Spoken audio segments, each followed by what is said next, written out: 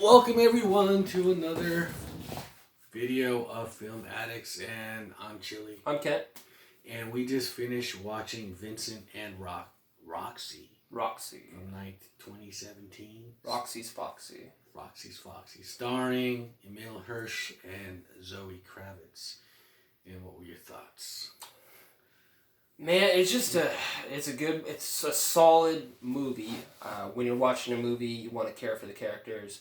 The way they build up the characters, it's done in a very natural way. There's a lot of intense scenes, but at the same time, we get to know the characters in a way where we actually care about what's going on. It doesn't feel like, sometimes when you watch a movie and there's there's explosions, crazy car chase, right? And you're a little bit jaded because you can't really see the character's point of view because you don't really know the character. I felt like I got to know the characters before they were thrown into these situations, and that was huge for me. And there was highlights throughout the movie where just like, okay, I remember that scene, right? So that scene that took the story in this direction. When there are scenes that don't really take the story in directions that are obvious to me, which I'm sure they're in a movie they might put something there, but if as a viewer, if it doesn't actually do something for me, I feel like it's a waste. But there's not a lot of wasted space in this movie. No, I mean, some people would argue that Emile Hirsch's character was kind of just like, he didn't really speak much. He was just, not even. They didn't have any personality, but then you kind of see why he was kind of held back. You know what it reminded me of? Another movie I really enjoy, and if anybody's seen this, or you probably would understand. If you haven't, I recommend it. History of Violence with Viggo Mortensen. So in that film, it starts out, he's just like an American dad type of thing, and all this stuff starts happening from his past. It's starting to catch up with him. Then you start to realize he's not quite who you thought he originally was. There was a sense of mystery, and that was the same thing with Emile's character. There was a sense of mystery there, but as well as she had some mystery too. Yeah, she had mystery too. She would kind of throw it out to him though, like, you don't know me, like, okay, and you pretty much see what she's capable of doing at the end of the film, And the way the film starts, he's in his muscle car, and he's just driving out of town, or one of it doesn't seem like it's far-fetched how they it doesn't seem far-fetched. She just looks over in like the corner of his eye, he sees that there's like this attractive girl, but she looks like she's like nervous or anxious, right? And next thing you know, she's making a turn, like a left turn or something, and a SUV just rams her vehicle. And she was going to the place he was leaving. Exactly. Right. And I think when it comes to this review, I'm going to be very cautious because I don't want to ruin anything. It's a very good movie. He compared it to Quentin Tarantino. I think the violence was very Quentin Tarantino. I mean, it was unexpected when it happened. Like, you knew something was going to happen, because what was cool about it is that you meet these characters and they're on the run. And then, he takes her to his place where his family is, out in the country. And that's where they start to, you get to know these characters. And everything has to go really good until it gets really bad. And it gets bad. Really bad. And I compared it to Quentin Tarantino as far as the violence and it was done tastefully. If you could, if there's a way of describing it, it didn't seem far-fetched. It wasn't, it was used properly, Yeah. But it was unexpected. It didn't have a Hollywood kind of ending, but it became somewhat like a revenge flick all throughout the film. It's always like, you fucked up my brother, I'm gonna get you, kind of thing. You have a sense going into the movie, like, I think within like the first 30 minutes, you start to realize this isn't gonna work out, things are gonna go wrong, but it's not obvious how it's gonna go wrong. That's what kept me watching. Like, okay, I feel that things are gonna unwind, and it's gonna be a shit show. But I wasn't predictable how it was gonna be a shit show, because you have multiple characters throughout the movie, right? So there's one person or like this group of people that killed the girl Zoe's Zoe Kravitz, her character, like her brother. So you know that they're like one of the big threats. But in that community, But I don't think she knew that. oh no, she said they're after me. Remember, she was trying to get away. So I'm saying that, like, from her point of view, there's that threat. But also where she ends up going, because she has nowhere to stay. She stays with Emile's character. There's these like not farmer guys, but there's these douchebag jerk off type guys that they're locals, but they're a threat also. So you have multiple threats, and then you start to realize even one of our main characters is a threat. So I like it when there was diversity in the threats and the obstacles. Well, that's why he kind of wanted to keep it low key, and when his brother was acting up, saying we don't want any attention, because he was running some game on the side, and and keeping secrets from all of them, right?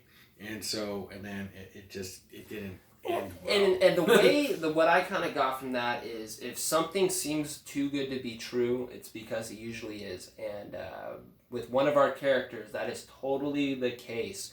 You come to find that more than meets the eye. See, well, I'm trying to spoil it.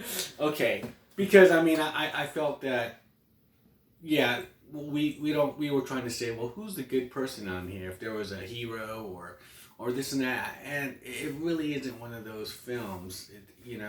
It's all about a bad decision.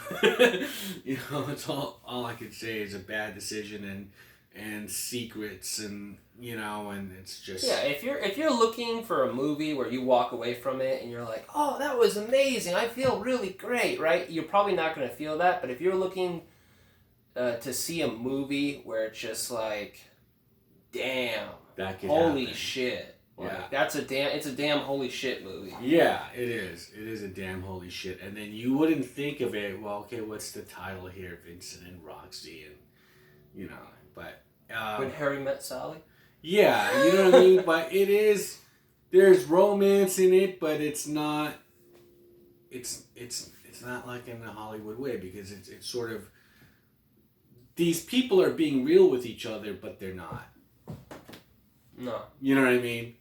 And that's the genesis of their relationship. But then somehow, some way, I mean, there has to be some sort of forgiveness in all of this. And the character who seems like the biggest asshole was the most realist of them all, which was Emile's brother. And he wasn't a bad guy. He sort of just he kind of owned up to who he was, his mistakes he's made, but see, Emile is sort of throwing it in his face, like you're a fuck up and this and that. It's sort of projecting though.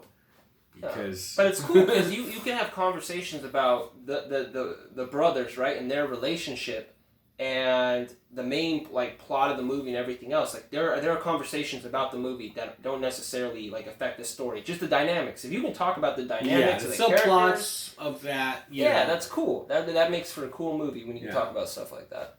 But yeah, when it comes, it just. You knew it was something was going to happen because it was just too good. When we were watching a trailer for this movie, I forgot if it was it won all these it had all these accolades and won award festivals, and I've never heard of it to be honest up until we actually came across it.